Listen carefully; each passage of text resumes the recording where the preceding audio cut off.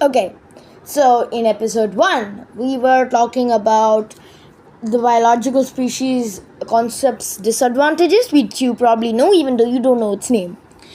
And then we have the types of species concepts in episode 2. So today we're going to talk about the second type of species concept called the morphological species concept.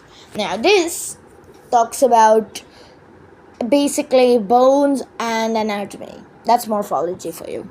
So its uses are in paleontology, where in paleontology we're talking about dead things. So we don't really know much about it. We don't know which can mate with each other, which niche it fills.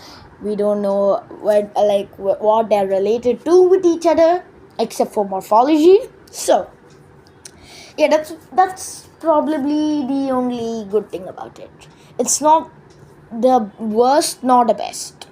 So its disadvantages, number 1 is muscles and fat, which is just skin wrapping. So in the 17th, 18th, 19th, 20th century, not 16th or not 17th, right? From those times when we first learned about dinosaurs, we just wrapped skin on them, right?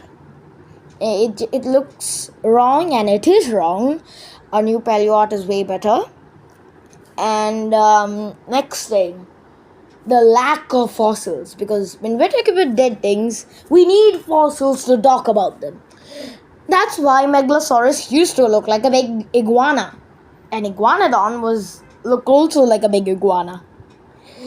But now we have found more complete specimens, but there is still haunting us, like the Spinosaurus, which has been hit by 2 bombs on 2 of its species.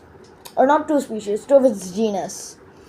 Wow, that's amazing luck. And next is sexual dimorphism, which, the differences between 2 sexes of the same species. Like gorillas, where, for example, the male is nearly twice the size as the female. We might think they're different animals. And second thing is because of the same, lack of fossils. Sharks, we don't know how they look because we just have their teeth. And the same thing goes for juveniles of species, because a lot of the time we find adults but never the juveniles. So we think species that look the same and are smaller are the juveniles. The biggest examples are Stygimoloch, Dracorex, and Pachycephalosaurus.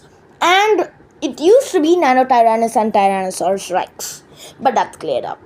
So there's a lot more disadvantages than advantages for the morphological species concept. Yeah, that's basically it. It's quite bad.